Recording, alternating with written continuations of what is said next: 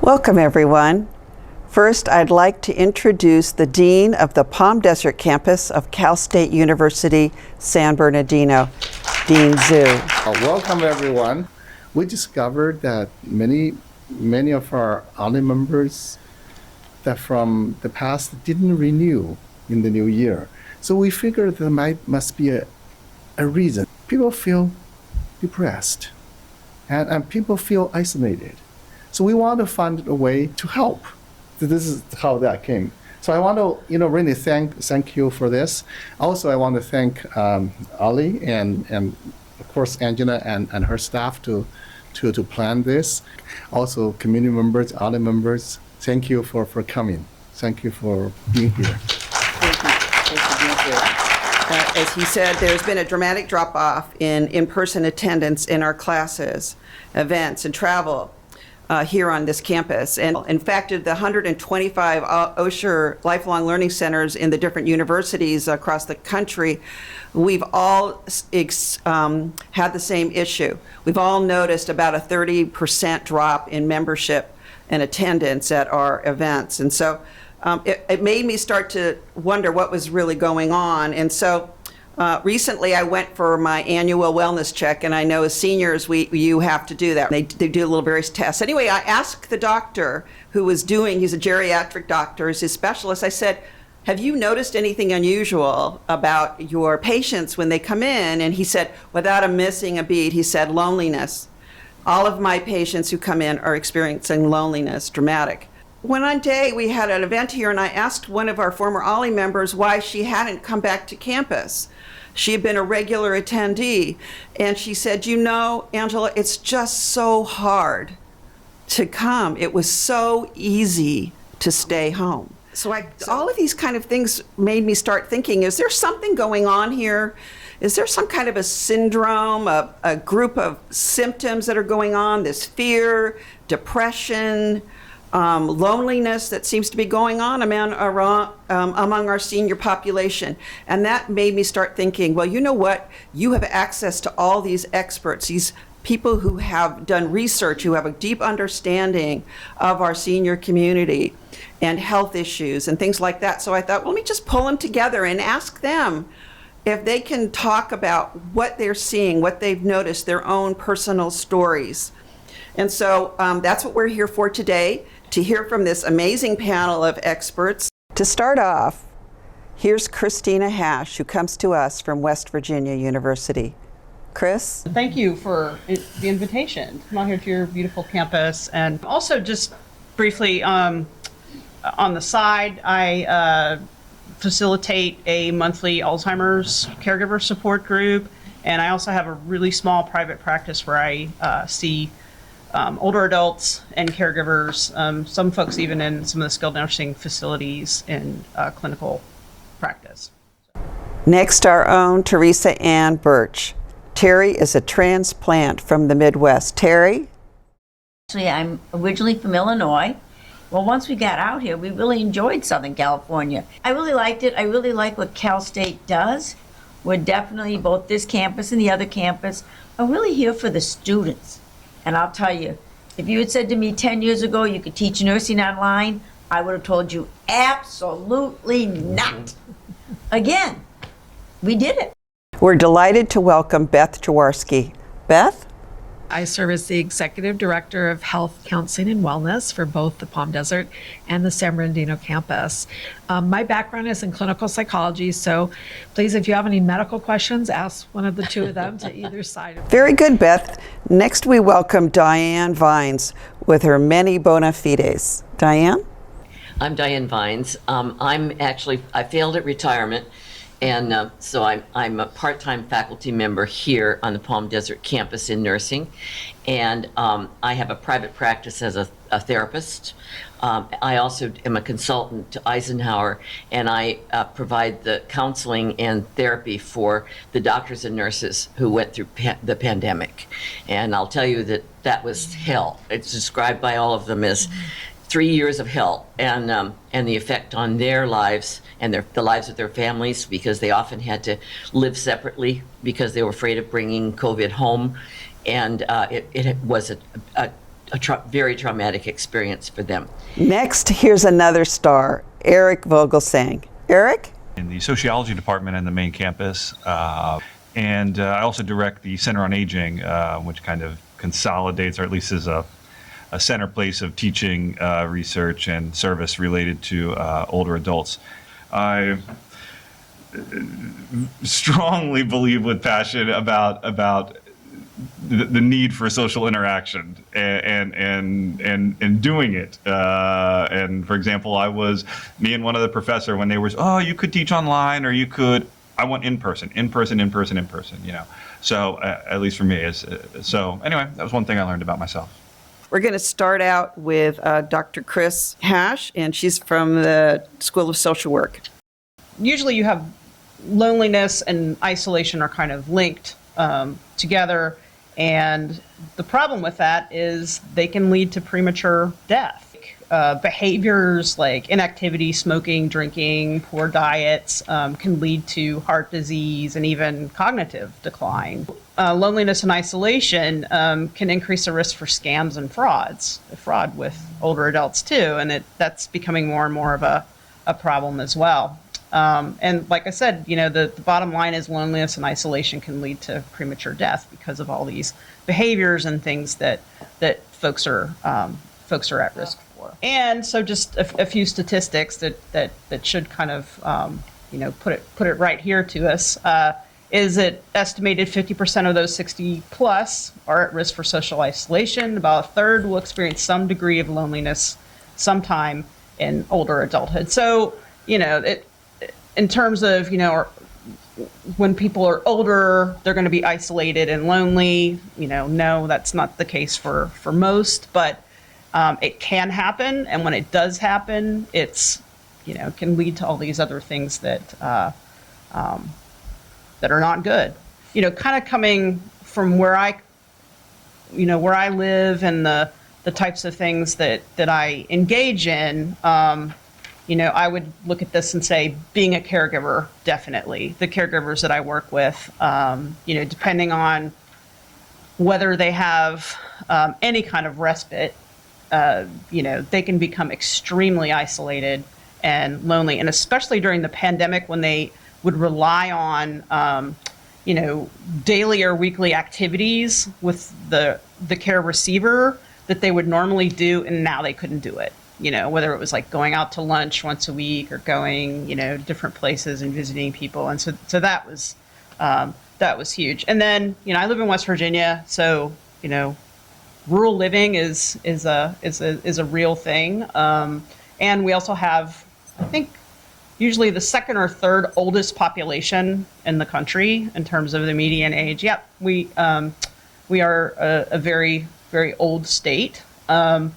So the rural living and being the caregiver, I can definitely attest to the increased isolation and loneliness. And then, you know, we also had older people of all ages who were dying alone in hospitals, and, you know, FaceTiming on iPads with their loved ones. So this is not anything we'd ever experienced before. Hopefully we'll never experience again. So. Thanks, Chris. Terry? A little bit about aging and long COVID. I really hadn't given it much thought until I started looking it up for this presentation, and how it was daily stuff. Like, he was having trouble with extreme fatigue. And what does that mean? Raising his arms, lifting clothes into the closet led to shortness of breath. And that the risk factors are so great, and there hasn't been that much research on it. And, you know, what could it be? Well, they think maybe it could be ongoing inflammation or dysfunctional immune response in an elderly person. And, you know, what's going on with it? Well, maybe you have reservoirs of the virus sitting in the small blood vessels causing possible clots. You could have some residual effects in your heart, your lungs, your kidneys. They think that 32% of the people over 65 might have that had COVID could go into long COVID. Wow. Whereas with younger folks, age 18 to 64, maybe 14%. So 32% versus 14%. And you know what, I'm sure most of us in this room, not all of us, heard that thing when it came out in March of, 2020, like, if you're over 65, you're going to get it. You're going to get it bad.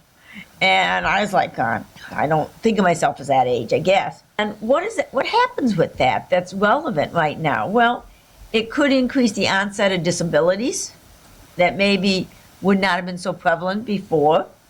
It may increase somebody's inability to work. And I never suffered from long COVID, but I've seen colleagues that have. But one person I was reading about as I said, they said, well, you're getting older. And he said, not in one day. In one day he started having these significant changes. And he said, that's not aging. One day is not aging. But it also stressed that if somebody thinks they're having symptoms, they should have a neuropsychological exam so that whatever it might be, not to make assumptions. And so the goal is there for more targeted treatment to what the reality of the situation is. It just means be patient, take time, go a little bit every day. Sounds like good advice. Beth? Wanted to focus a bit back on, loneliness and social isolation really were the result of COVID for many individuals. It also then became the antecedent or the cause then of other issues. And psychologically, emotionally, things like anxiety and worry, depression, low mood, low energy. Anybody feel just kind of tired all the time? Mm-hmm. You used to get up at 6 or 7 and kind of be ready to go, and then it became 9 o'clock and the alarm's going off and you still don't feel like you're ready to get out of bed. Lots of these pieces also resulted in, I think, a lot of social sensitivity for us. We interpreted situations negatively. We took small things and maybe we blew them into larger things. I can't tell you how many conversations I had, particularly with seniors, around the contact that they were having with family members over the phone or maybe in some other small way, that small things became huge. Mm-hmm. They were interpreted in very large ways. And in some ways, that's not surprising because you didn't have a lot of behavior, a lot of interaction, so you tended to focus on those. And again, everyone was going through, I think, their own personal trauma. But I think some of that social sensitivity has also been left with us. I think a lot of us are feeling like if someone touches us, that we feel it more intensely than we did prior to the pandemic. So one of the things that I wanted to just talk about is, what do we do? What are the things, as Terry and others, first of all, coming here today, this is a really great step. So this is about raising awareness. This is also about coming together and being part of community. This is wonderful. Normalizing the experience and not judging yourself. So not kicking yourself for what you haven't done, right? Well, I missed, going to that OLLI program. I haven't talked to Angela in 3 months. I'm uncomfortable about coming back. I don't really know how to interact. Don't judge yourself, right? Everyone, again, has gone through a very, very challenging time and experiences. While not judging yourself, it's still important to self-examine. So in order to change a behavior, you need to know what you're doing, right? What is it? What's the behavior you're engaging in, and what would you like to change? Are you wanting to dip your toe in the water a little bit and do something pretty brief? Do you want to go out in the community and, walk in nature? Nature is wonderfully restorative for us. It's a way to also interact with others, but in a way where you're doing an activity where you don't necessarily have to be face-to-face at a table and feel all that social pressure and be able to interact maybe as you felt more comfortable before the pandemic. And also don't expect that it's going to be 100% positive every time, right? So you may have felt kind of anxious. You may have felt tired. These might not have been your experiences previously, but this is part of getting back into it, is that it's kind of like learning to ride the bike again. You're a little, you don't have your balance quite yet, right? So you need to get your balance back. Focusing on engaging in activities that bring you joy and happiness, as well as fulfillment, right? I don't know how many of you have tried some meditation, but there's many opportunities online. You can do YouTube and learn some things around meditative practices. They're great for your heart, great for, a variety of systems in your body. Establishing, maintaining, and reestablishing those emotionally supportive relationships. I lost my dad during COVID. He didn't die of COVID, but he never got off oxygen. But what other relationships can I nurture? What other relationships can I develop moving forward? As we said, taking a class, you get to the point, or maybe you're already there where you feel comfortable doing some traveling, particularly traveling with others, having support. I always think the OLLI program travels are amazing because you really do get that full experience while not being burdened with having to figure it all out yourself. And then as you go along, you want to be reassessing, right? So these are just some thoughts to share with you. And when we get to the Q&A, I'm really excited to learn maybe what you all have been doing so we could take some ideas back from you as well. Thanks, Beth. Diane? Spent a lot of time during the pandemic with the homeless. And if you can imagine how tough it is for you as seniors, all of us as seniors, can you imagine being homeless, being unhoused? But the interesting thing was during the pandemic, none of our people that we see regularly, and we have seen 365 individuals this past year in our clinics. None of them that we know of had got COVID. And we think that there were several things. First of all, they're out there being exposed to all sorts of stuff that they've developed immunities to. It's like babies, that get exposed to germs and stuff early, they develop an immunity. Well, I think our homeless people did the same thing. The other thing is that the encampments kept getting broken up, and so they were isolating naturally because they didn't want to get together because they would get the police coming in and taking them, separating them. So they lived much alone. So not just because of COVID, but because they were unhoused, and it's dangerous sometimes to be around people, and women especially get robbed and raped during the night, mostly, so they sleep during the day and stay up at night. So I watched that and watched the elders and how they aged so fast because it was just, they had everything going against them. And of course, they're more homeless now among elders than there were because of the cost of housing. I also work with people from Eisenhower, and I run a long COVID support group for all the staff, not just doctors and nurses, because everybody got exposed. It was, when the receptionist welcomed you, she got COVID from you as well. And so it's for all of them. And when Terry was talking about some of the symptoms, one of the group members said she fell asleep at a stoplight. There's a thing called excessive sleepiness, and it comes on you just dramatically. I mean, all of a sudden, you cannot stay awake. It's like narcolepsy.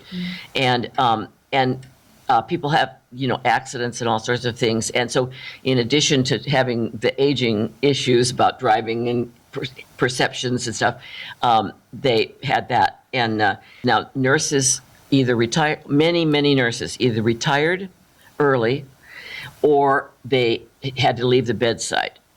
You can't be at the bedside and have memory loss and not be able to remember when you walk in a room while you're there.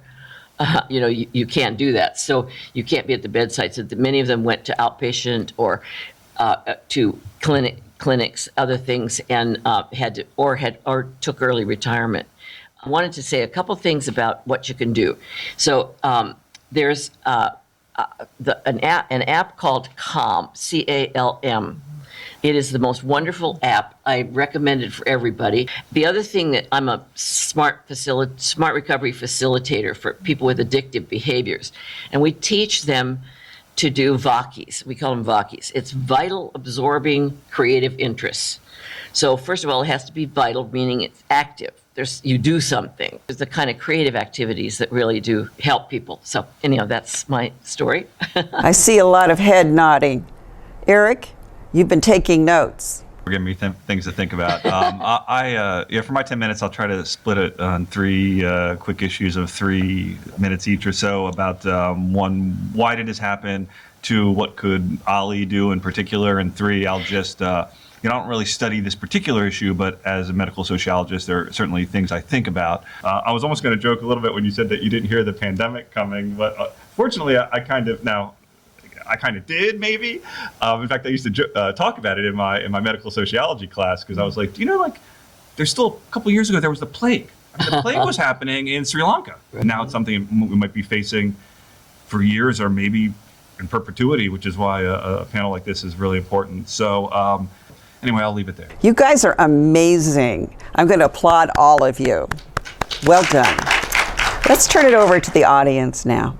Cash Baxter, you've been an OLLI instructor for over 20 years, and I know you have a question about how Zoom has impacted your teaching style. And I think that that's something that I'd love to hear from any of you. Have you faced that with a way?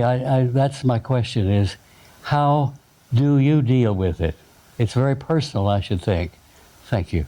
It's so different. You miss the expressions and the nonverbals. And I always say with my students remotely, like, I've never seen more cats in my entire life. I mean, they were here, and it was just. I said, "Where are the dogs?" And there'd be a few. I wasn't in the classroom, but as a department chair, I would be interacting with people, and we started doing some Zoom meetings because we have 2 campuses before the pandemic. And I could see people who were not in the room with me. Maybe 20 people would be in the room and 5 people would be at home. They were not engaging. This is pre-pandemic. They would be reading their emails or whatever. And, and then it because you'd say, "Excuse me, Marianne." And then it'd be like, oh, yeah, what did you ask me? And when at first, that's how it was with the pandemic, too. That people were getting used to the modality. Mm-hmm. And then it became so natural that people were still reading their emails, they were double dipping. So there was still a lack of that being with, because people were always doing, anybody online, and that might be the whole room, was double dipping. Mm-hmm. So it did require some creativity. Being with people, or you might say breaking bread with people, that is the whole concept of being human. Our students in counseling, we started offering in person again as an option for our students. And a lot of students wanted to come back to in person. And I think it was certainly, wanting to be in the room with the counselor. But for a lot of our students, they didn't have an environment that was really conducive to having privacy, to having focus, to be able to really have that, clinical counseling relationship and session. We actually had to include things in our consent forms for teletherapy, telehealth, that said you can't be driving, you have to be in a private space, and we also don't want that student to be overheard by others or distracted by others. So I think those are practical reasons why students wanted to come back, but I think they also really wanted to be in person with their counselor. Any other questions? Please go ahead. My husband and I lost 2 relatives, and basically the reason they passed was purely because of isolation. It wasn't, and at some point I wondered, would it have been worse to die from COVID or die from isolation? Because both of them are actually horrid ways to pass and leave this earth. And I guess my question to you and anybody that wants to is that if you were in a position that you could have made a difference and had some input into how things were handled, what would you have suggested or possibly influenced or said that could maybe have made this journey a little differently than what the journey ended up being? For me, there was kind of an underlying message of, at one point in the pandemic, of, we might have to sacrifice some people, some older people too, for our economy. In the hospitals, the decision to exclude families even when someone was dying was a terribly difficult decision. And I think we should have been able to do something, when it was that kind of situation where you were saying goodbye to each other. Something about that was not right. I want to see my grandchild in person. Bottom line, boom, that's my choice. And that choice was not given to anybody. Yeah. That's a great the other question. thing that I regret now, we made heroes of the first responders, and people brought pizzas into the hospital, and they brought candy and, all sorts of things, and celebrated. They'd get clapped for, when they left the shift. And then along the way, they started getting death threats and all sorts of things because of the decisions that were made by others. And it really traumatized healthcare providers and first responders. Somehow we should have been able to do better with that. Yeah, I really appreciate your question. It was a very painful question to reflect upon. It makes me tearful. Both political sides of the aisle had some issues that I wasn't happy with that I won't get into, but in some cases I think it can't be blamed on either party. I would have liked to see, except for in the first couple months, I think you saw a little bit of, okay, we don't know what we're going to do, but we're going to try this. And after that, it was all this. We know that this is right. We didn't. I think there was a lot of arrogance on the part of politicians and policymakers, and not a lot of, okay, we tried this, it didn't work. We're going to try something else, right? Never an apology for things. And also, maybe I didn't see a lot of logic behind certain decisions, explaining the logic. Right now, you could argue about the logic, but saying, well, we're going to do this because we think it's this. So, one thing I heard is like the 6 feet distance. Well, why is that? And from what I understand, that it was based upon some study like done in 1947 that wasn't even that great of a study. Why not 6.5 feet? Why not 3.5? I don't know. But they could say, hey, we're basing on this, and then we're going to figure it out, right? What about that I guess it was in all California, or maybe when they were like putting the tape around the playgrounds?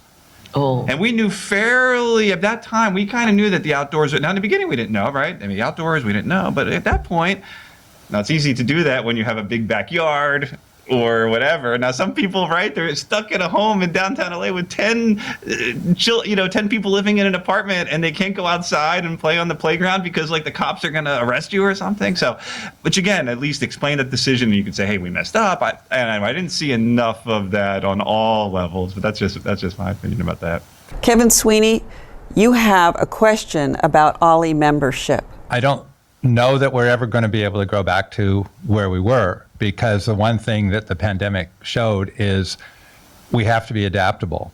And it has given choices, not just to OLLI, but to the business world.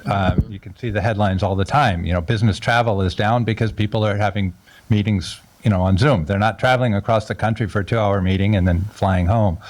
And what we're seeing from the OLLI members is, as many people have been holding off and not taking Zoom classes because they say, I'm only coming to the classroom.